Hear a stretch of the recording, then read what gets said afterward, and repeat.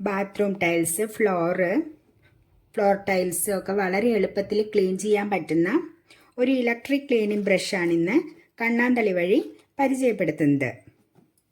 ഇതിനു മുമ്പ് ഒരെണ്ണം ഞാൻ വാങ്ങി ഉപയോഗിച്ചിട്ട് വളരെ ഉപകാരപ്രദമാണ് എന്ന് തോന്നിയത് കൊണ്ടാണ് ഞാൻ അടുത്തത് ഒരെണ്ണം കൂടെ വാങ്ങിയത്. ഇതിൽ കുറേ ബ്രഷുകൾ കൊടുത്തിട്ടുണ്ട്. ഈ ബ്രഷുകളെല്ലാം റൊട്ടേഷൻ വഴിയാണ് ഇത് ക്ലീൻ ചെയ്യാൻ വേണ്ടിയിട്ട് സഹായിക്കുന്നത്. അപ്പം ഞാൻ മുൻപ് വാങ്ങിയതുകൊണ്ട് തന്നെ ഇതിനകത്ത് എന്തൊക്കെ ഉണ്ടാവുക എന്നുള്ളതൊക്കെ അറിയാം. ഇനി അതിനെയൊക്കെ ഒന്ന് ചെക്ക് ചെയ്ത് നോക്കാം.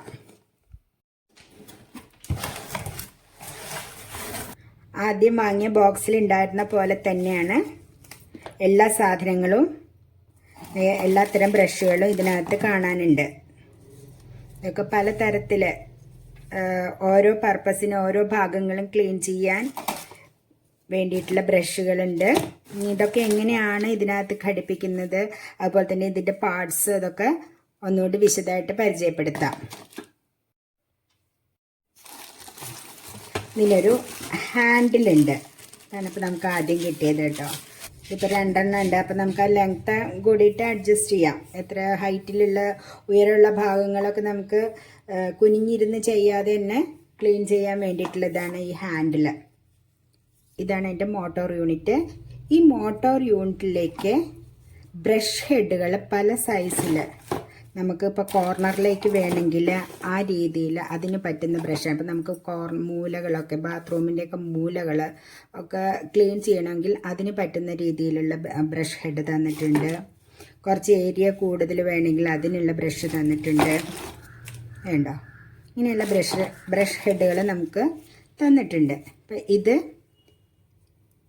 ഇതിന് യോജിക്കുന്ന രീതിയിൽ ഇവിടെ ഒന്നങ്ങോട്ട് പ്രസ് ചെയ്ത് കൊടുത്താൽ മതി. ഇങ്ങനെ ചേർത്ത് വെച്ച് ഇതിലേക്ക് പ്രസ് ചെയ്ത് കൊടുത്താൽ ഇതിവിടെ ഫിക്സായി.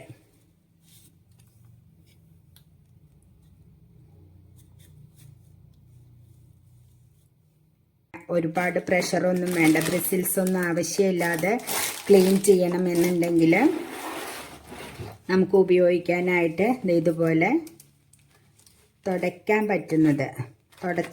പറ്റുന്ന രീതിയിൽ ഉള്ള സ്പോഞ്ചുകൾ, ഇതുപോലെയുള്ള പാഡുകളൊക്കെ നമുക്ക് ഇതിനകത്തുണ്ട്. അപ്പോൾ ഇതെല്ലാം ഫിക്സ് ചെയ്യാൻ വേണ്ടിയിട്ട് നമുക്ക് വേറൊരു ഒരു ഹെഡ് കൂടി തന്നിട്ടുണ്ട്. അത് ഇവിടെ ഇങ്ങനെ ഇത് പീൽ ചെയ്തെടുത്തിട്ട് ഇതിൽ ഒട്ടിച്ചു കൊടുത്താൽ മതി. പിന്നെ ഇതിനെ ചാർജ് ചെയ്യാനായിട്ട് നമുക്കൊരു ചാർജിങ് കേബിൾ തന്നിട്ടുണ്ട്.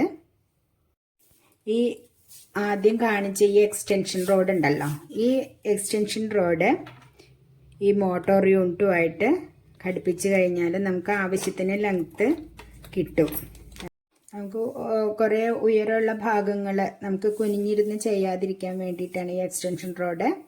ഇത് ഈ മോട്ടോർ യൂണിറ്റുമായിട്ട് ഘടിപ്പിക്കാം. നമ്മുടെ ചാർജിങ് കേബിളിനെ നമുക്ക് മൊബൈൽ ചാർജ് ചെയ്യുന്ന ഇതിലേക്ക് ഉറപ്പിക്കുക.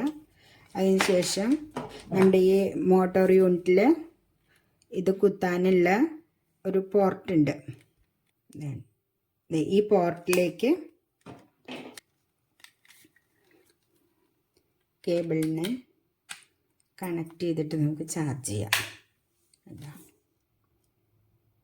ഇത്രേ ഉള്ളൂ. ഇത് നമുക്കൊരു 2-3 മണിക്കൂർ ചാർജ് ചെയ്യാൻ വെച്ച് കഴിഞ്ഞാൽ 90 മിനിറ്റൊക്കെ നമുക്ക് ഇത് വെച്ച് വർക്ക് ചെയ്യാം എന്നാണ് പറയുന്നത്. ഞാൻ ഇതിനു മുൻപ് ഉപയോഗിച്ചിട്ട് എനിക്ക് വളരെ സൗകര്യമായിട്ടാണ് തോന്നിയത്. വലിയ എഫേർട്ടൊന്നും എടുക്കണ്ട.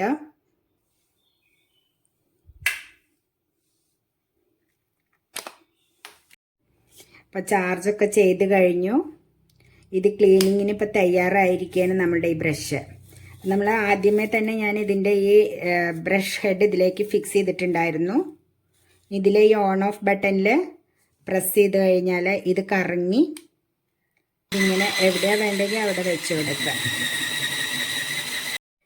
കൈക്കൊന്നും വളരെ അധികം ബലമൊന്നും വേണ്ടാതെ ബാത്റൂമൊക്കെ വൃത്തിയാക്കാൻ വേണ്ടിയിട്ട് ഉപയോഗിക്കാൻ പറ്റുന്നത് കൊണ്ട് തന്നെ പ്രായമായവർക്കൊക്കെ ഗിഫ്റ്റ് ചെയ്യാനും കൂടെ പറ്റുന്ന ഒരു ഉപകരണമാണ്.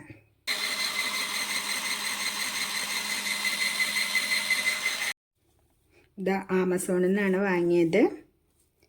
അപ്പോൾ ഇതിൻ്റെ ലിങ്ക് ഞാൻ ഡിസ്ക്രിപ്ഷനിൽ ചേർക്കാം.